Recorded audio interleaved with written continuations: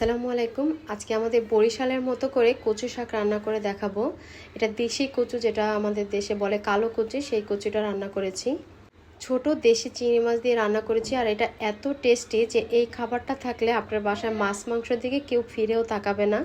আর এই কচু শাকটা রান্না করার জন্য এই কচু শাকটা নিয়েছি বাসার আঙিনার কাছে যে কচু শাকগুলো থাকে ঠিক সেইখান থেকেই। প্রথমে কেটে খুব ভালো করে ধুয়ে নিয়েছি। অবশ্যই ধোয়ার সময় গ্লাভস ব্যবহার করবেন, নতুবা হাত চুলকাতে পারে।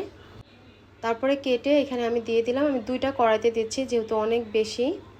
আর এটা কিভাবে সংরক্ষণ করবেন সেই টিপসটাও আমি আপনাদের সাথে শেয়ার করব। প্রথমে আস্ত রসুন আর কাঁচামরিচ দিয়েছি। কাঁচামরিচের মুখটা একদম কেটে তারপরে দিয়েছি। দিয়ে দিচ্ছি 1 চামচের মতো করে লবণ, আর দিয়ে দিব পেঁয়াজ। 2-3টার মতো পেঁয়াজ কুচি করে তারপরে এখানে দিয়েছি। ঢাকনা দিয়ে ঢেকে এখন আমি চুলাটা অন করে দিব। আর একটু পরেই দেখবেন যে এর ভিতর থেকে পানিটা বের হবে, আর এই পানি দিয়েই কিন্তু কচু শাকটা সিদ্ধ করা যাবে।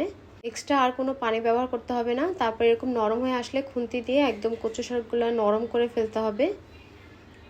আর এই কচু শাকটা সিদ্ধ হওয়ার পরে পানিটা ফেলে দেওয়ার দরকার নেই, পানিটা একদম যাতে শুকিয়ে যায় সেরকমভাবে করে রাখতে হবে।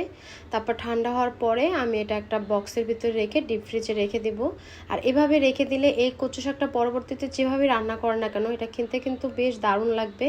কোনো রকম টেস্ট আর কি নষ্ট হবে না। তাই চেষ্টা করবেন এই সব রকম মশলা দিয়ে কচু শাকটা একটু সেদ্ধ করে নিতে।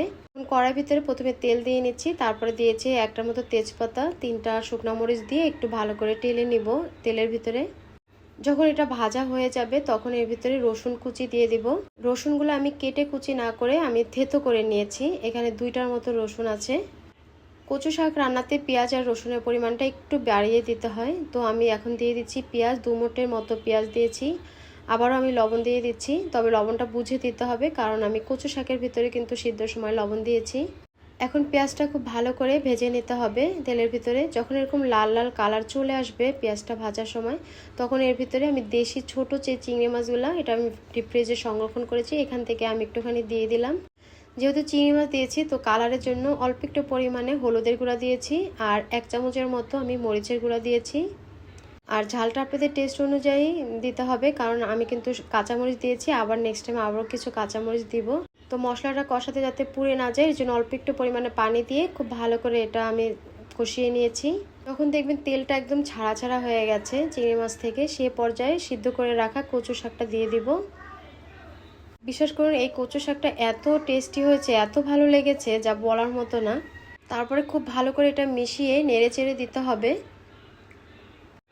মেশাতে মেশাতে প্রায় দেখবেন যে আপনার কড়াই থেকে কচু শাকটা মানে লেগে যাচ্ছে না, এরকম উঠে উঠে যাচ্ছে।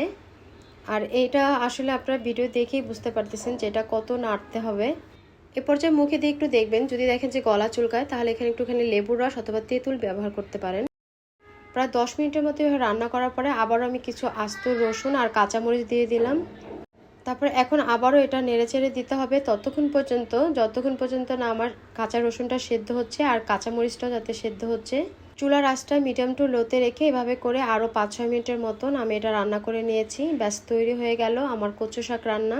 এক কথায় বলা যায় যতটা পারবেন ভাজা ভাজা করা যায় ঠিক সেভাবে কিন্তু এটা রান্না করে নিতে হবে, তাহলে এটার টেস্ট আপনি দ্বিগুণ পাবেন। তো আজ এ পর্যন্তই। আল্লাহ হাফেজ।